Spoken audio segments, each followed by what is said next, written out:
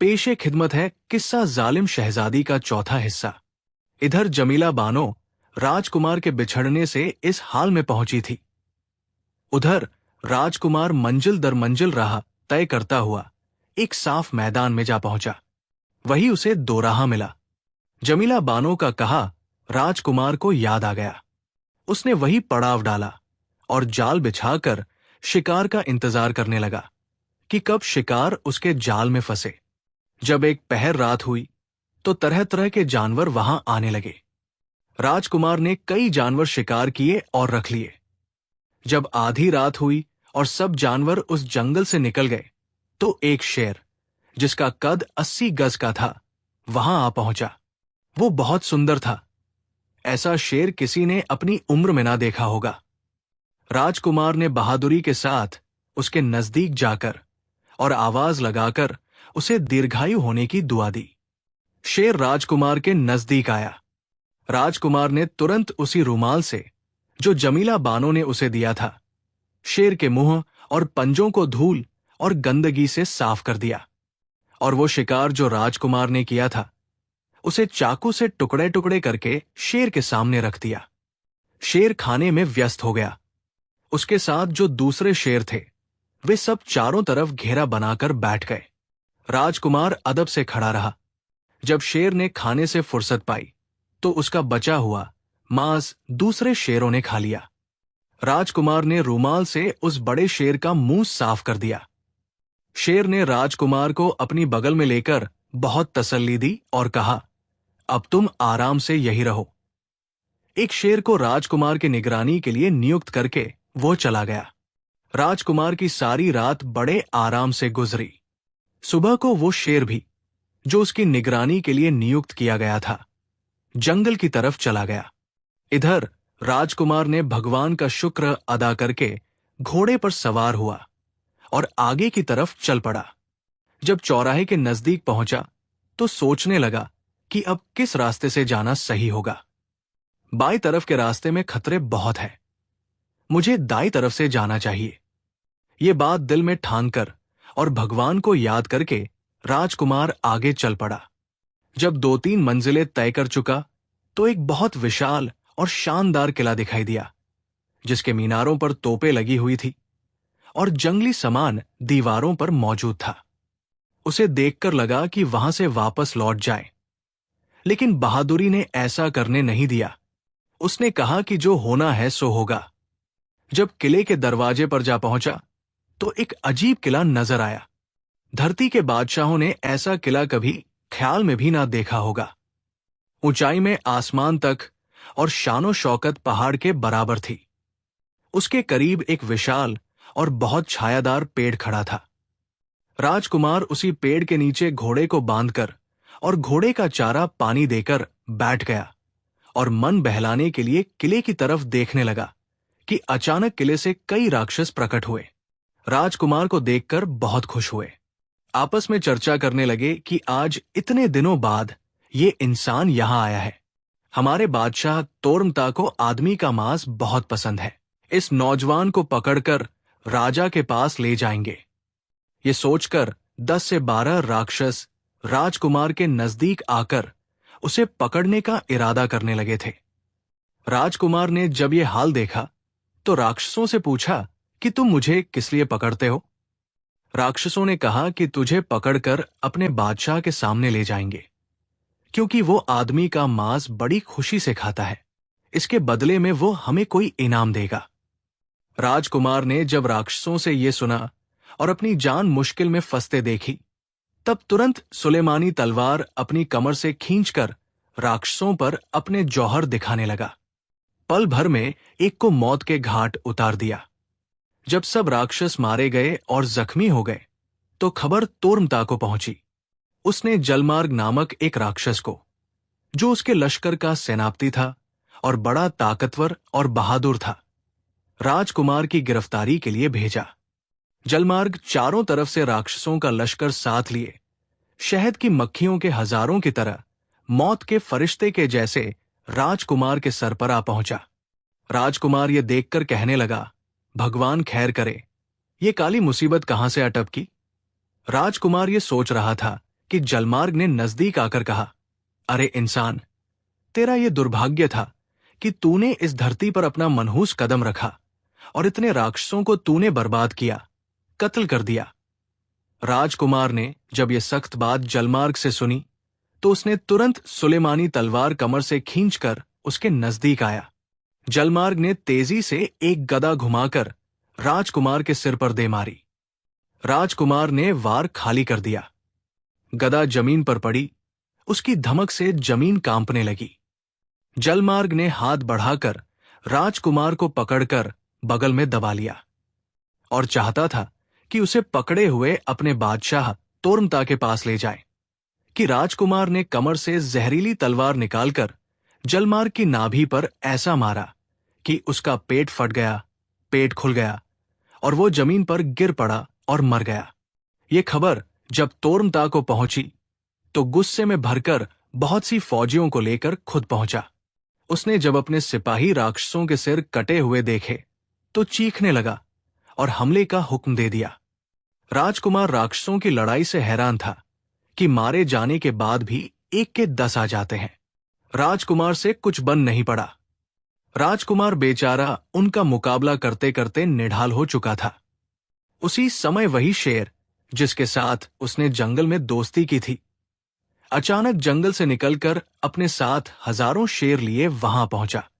जब राक्षसों ने शेरों का इतना बड़ा लश्कर देखा तो दिल में कहा कि ये कोई इंसान नहीं है, बल्कि कोई मुसीबत है या भगवान का कहर है जो हम पर नाजिल हुआ है। ये याद करके वो चाहता था कि भागकर किले के अंदर घुस जाए। राजकुमार रुस्तम की तरह राक्षसों के घेरे से निकलकर अपनी तलवार से उन्हें हक में घेरे हुए था और उनके खून से मैदान में सैलाब सा बहने लगा था कि अचानक राजकुमार की नजर बादशाह तोर्मता पर पड़ी। उसने देखा कि वो बादशाह बड़ा ही विशालकाय था। उसका कद बहुत लंबा था और एक लोहे की गदा कंधे पर लिए और कई पत्थर हाथ में दबाए किले के अंदर भागता घुसा जा रहा था। राजकुमार ने दौड़कर कहा, खबरदार, कहां भाग खड़ा हुआ है? जरा खड़ा रह। राजकुमार की ललकार सुनकर राक्षस ने कहा, ये इंसान, मैं अभी तेरी हड्डियां नरम और पल भर में तेरी पसलियां चकनाचूर कर डालूंगा, तेरी पसलियां तोड़ दूंगा। ये कहकर राक्षस अंदर से डरा हुआ था, लेकिन फिर भी हमला किया और गदा घुमाकर राजकुमार पर दे मारा। राजकुमार ने घोड़े को तुरंत अपनी जगह से हटा दिया और बादशाह तोर्मता का वार खाली गया। गदा की हवा भी उसके शरीर को छू ना सकी और जब उस तक ना पहुंची, तोर्मता के बादशाह के हाथ से छूटकर जमीन पर गिरा। उसने सोचा कि शायद इंसान गदा की चोट से जमीन में धंस गया होगा। वो उसकी तलाश में जमीन खोदने लगा और कहता जाता था कि इंसान कहां चला गया। इसी बीच राजकुमार दूसरी तरफ से घोड़े को घुमाकर उसके सामने आया। तोर्मता ने कहा, अरे इंसान, अभी तक जिंदा है? तू इतने जख्म खाकर कैसे बच गया? अगर पहाड़ भी होता तो वो भी चूर चूर हो जाता। मैंने गदा का वार ही ऐसा किया था। राजकुमार ने जवाब दिया कि अल्लाह ताला ने मुझको तेरी चोट से बचाया। ये सुनकर उसने चाहा कि फिर गदा उठाए, लेकिन राजकुमार ने मौका पाकर सुलेमानी तलवार निकालकर उस काली बला के सर पर ऐसा मारा कि वो जहन्नुम में पहुंच गया। लड़ाई इस तरह से वो मैदान में कि खून पिया, धरती में जंगल की तरह था। जैसे साबुन मित्र जहां जिसकी गर्दन पर खंजर धरा, वहां खून का फव्वारा उससे वो लगाई जिसे तरह राशिका। कोई वार सीने से बस उसके साथ के शेरों का बादशाह जो राजकुमार की मदद को आया था। राजकुमार की बहादुरी और हिम्मत देखकर उसकी बहुत तारीफ करने लगा। राजकुमार ने रूमाल से उसका मुंह और हाथ पैर साफ किए। शेर राजकुमार को अपने साथ किले के अंदर ले गया। वहां एक बाग ऐसा साफ सुथरा और सुंदर था जो जन्नत से भी ज्यादा खूबसूरत था। उसने देखा कि राजकुमार का मन उस सुंदर बाग को देखकर बहुत खुश हुआ। तोर्मता की खूबसूरत सामलिसलोनी लड़की के चेहरे पर उसकी नजर पड़ी। राजकुमार को शेर के साथ देखकर वो उठ खड़ी हुई। उसने आदरपूर्वक राजकुमार के पैर छुए और सिंहासन पर बिठाया। खाने पीने का सामान हाजिर किया। बाग में हजारों उन हबशी औरतों ने राजकुमार का साथ स्वीकार किया और बोली कि ए राजकुमार, आज से मैं तेरी सेवा में हाजिर हूं, कभी तुझसे जुदा ना होंगी। अब तू जहां जाएगा मैं तेरे साथ चलूंगी। राजकुमार ने जवाब दिया कि ये मेरी जिंदगी में मैं एक अजीब अभियान पर जा रहा हूं। जब मैं अपने काम से वापस लौटूंगा तब तुझको अपने साथ शहर में ले जाऊंगा।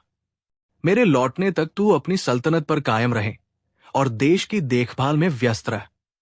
इसकी इजाजत के लिए एक शेर की इजाजत शेरों के बादशाह से चाहिए। शेरों के बादशाह ने मंजूर किया। तब राजकुमार एक घोड़ा हबशी के अस्तबल से पसंद करके उस पर सवार हुआ और वहां से रवाना हो गया। 2-3 महीने का रास्ता तय करने के बाद राजकुमार को एक मैदान दिखाई दिया जो जन्नत के बाग जैसा था।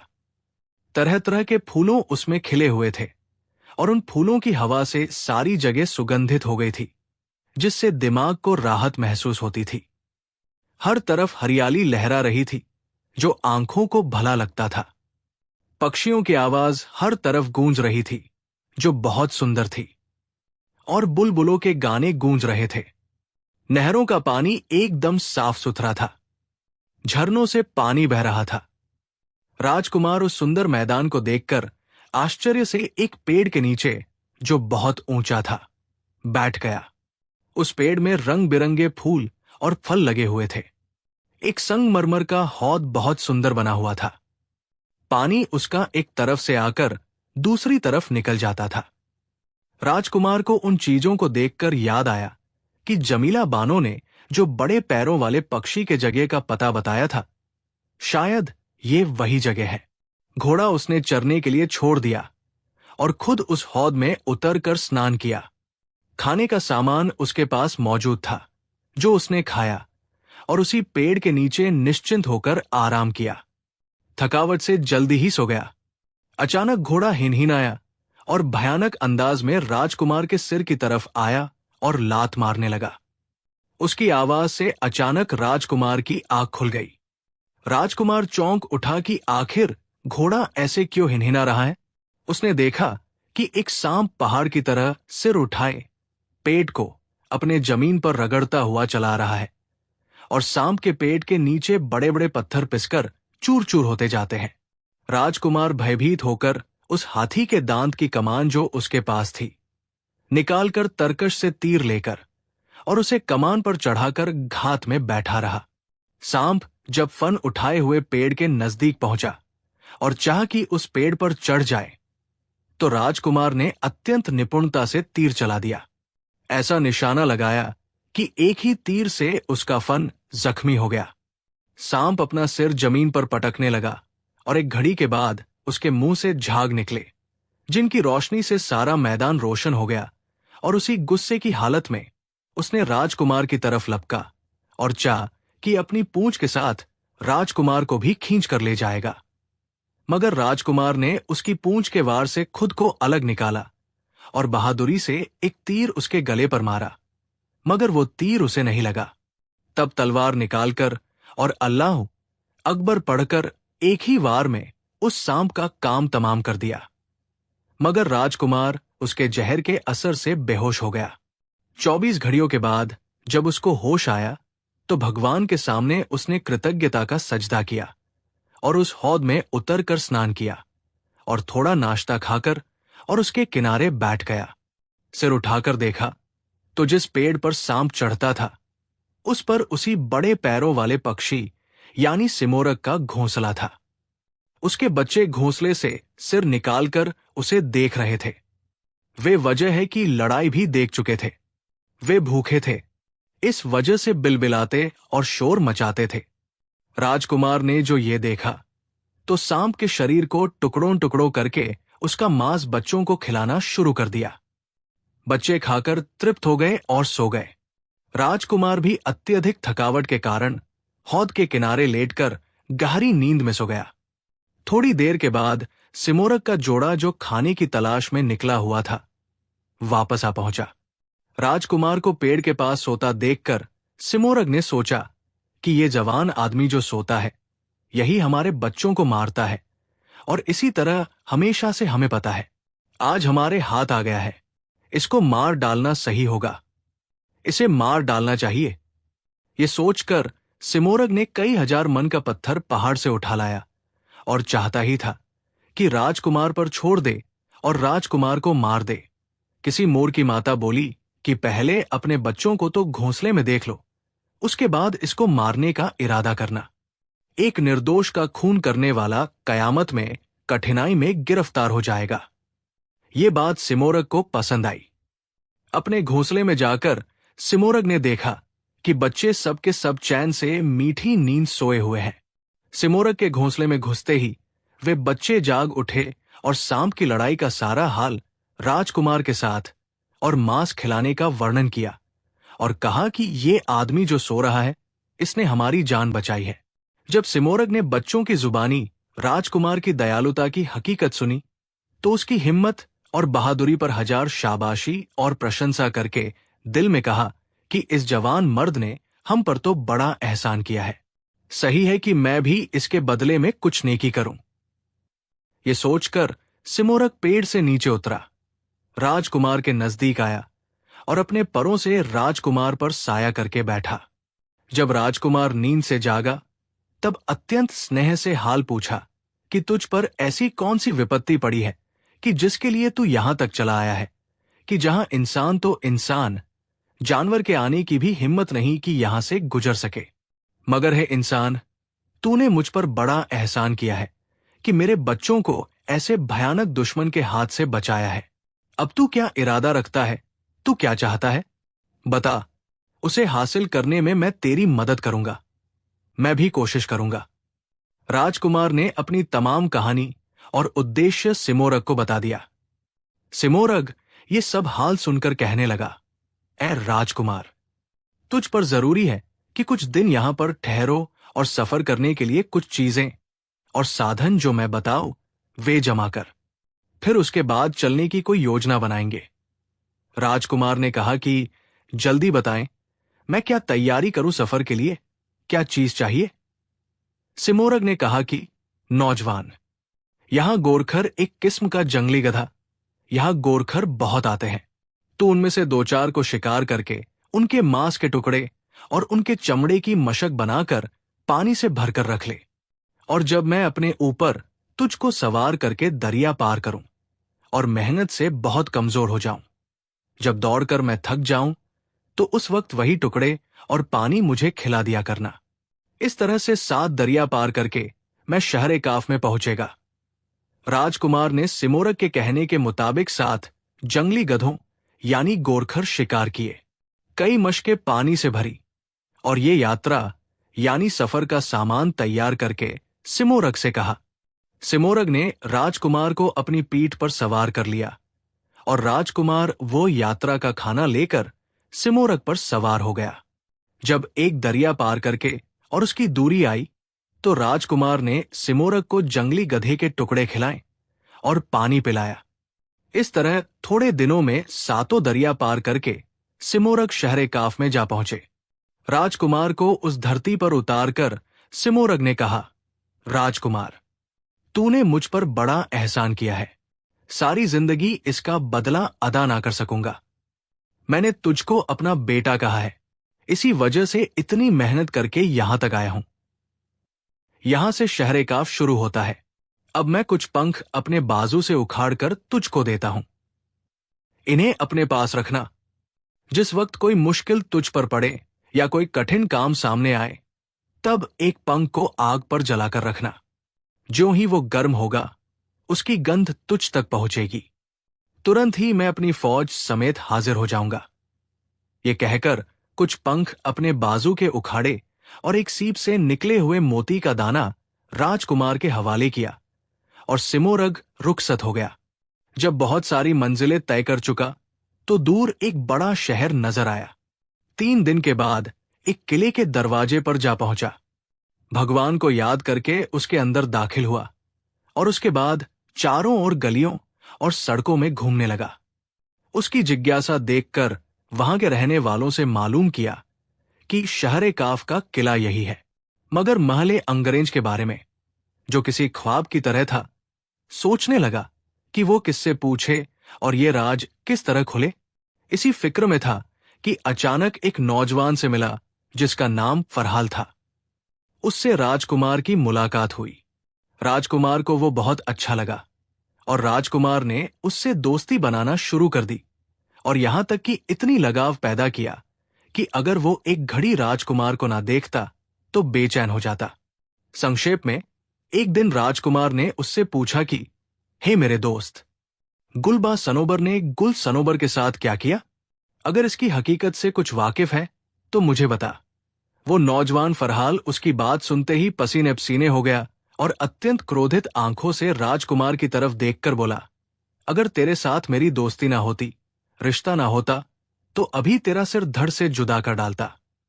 राजकुमार ने उस बात के सुनते ही बहुत दुखी हो गया।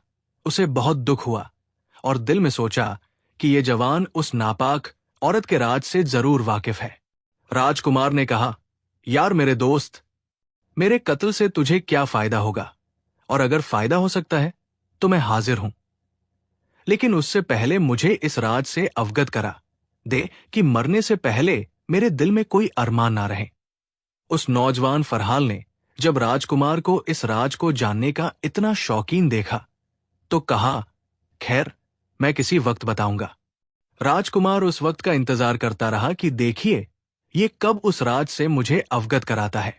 अंत में एक रोज राजकुमार को अत्यंत इच्छुक देखकर उस नौजवान ने बताया कि राजकुमार, सनोबर इस शहर का बादशाह है और गुल बादशाह की बेगम का नाम है। मुझको इतना ही मालूम है, लेकिन गुल सनोबर के साथ क्या किया मुझे इसके बारे में कुछ पता नहीं। बादशाह ने तमाम शहर में ये हुक्म जारी कर दिया है कि जो कोई गुल का नाम और हमारी हालत पूछेगा तो उसे तुरंत कत्ल कर दिया जाए।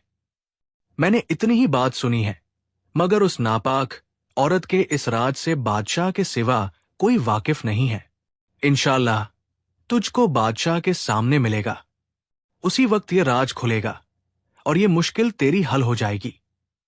संक्षेप में, वो नौजवान बुद्धिमान नौजवान बादशाह के करीब बहुत इज्जत रखता था। एक दिन राजकुमार को अपने साथ लेकर बादशाह के सामने पहुंच गया और कहने लगा, महाराज, बादशाह सलामत। ये मुसाफिर नौजवान है और बादशाह के सामने हाजिर होने का शौक रखता था। आपसे मिलने के लिए बहुत बेचैन था। मैं इसीलिए इसको आपके पास लाया हूं। बादशाह ने जब राजकुमार की सूरत और वेशभूषा देखी तो बहुत खुशी से उससे मुलाकात का समय दिया। राजकुमार ने तुरंत वहीं सीप के मोती का दाना जो सिमोरग ने उसे दिया था, अदब से झुककर बादशाह को तोहफे के तौर पर पेश किया। बादशाह ऐसे कीमती तोहफे को पाकर बहुत खुश हुआ, क्योंकि उस सीप के मोती की कीमत पूरी बादशाहत के बराबर थी और बड़े बड़े बादशाहों के खजाने में भी ऐसा मोती नहीं था। वो बहुत खुश होकर राजकुमार से पूछने लगा, राजकुमार, ये सीप का मोती तूने कहां से पाया है? राजकुमार ने हालात को समझते हुए दूरदर्शिता से झूठ बोलते हुए कहा और कोई चारा ना जब देखा तो कहने लगा, हे बादशाह, मैं व्यापारी समुदाय से संबंध रखता हूं और सौदागरी मेरा पेशा है।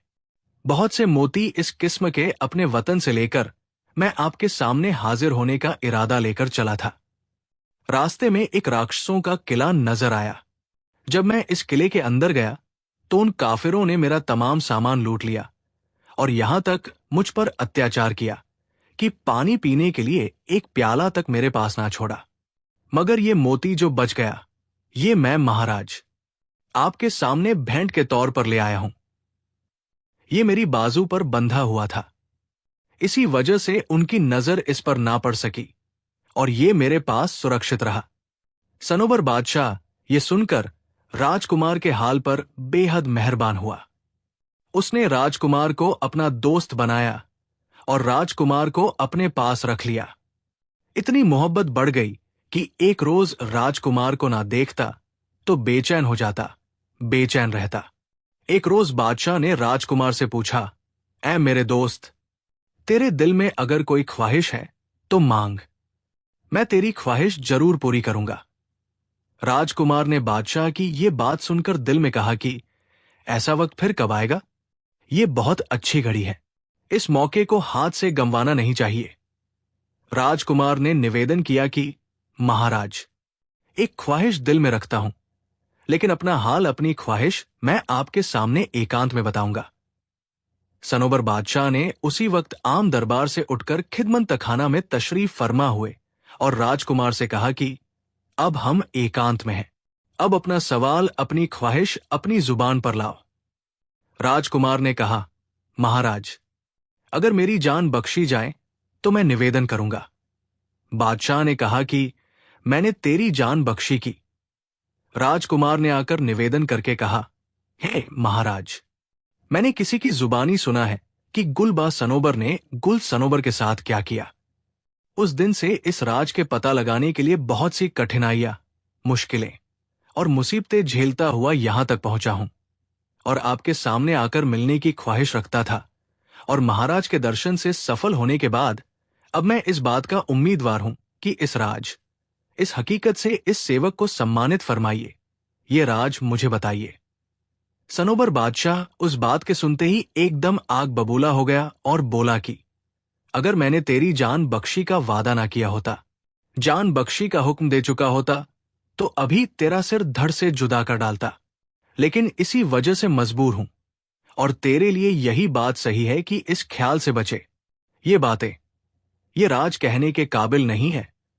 ये कहानी अभी जारी है, इसका अगला हिस्सा अगले वीडियो में मिलेगा, जिसका लिंक इस वीडियो के नीचे विवरण में मौजूद है।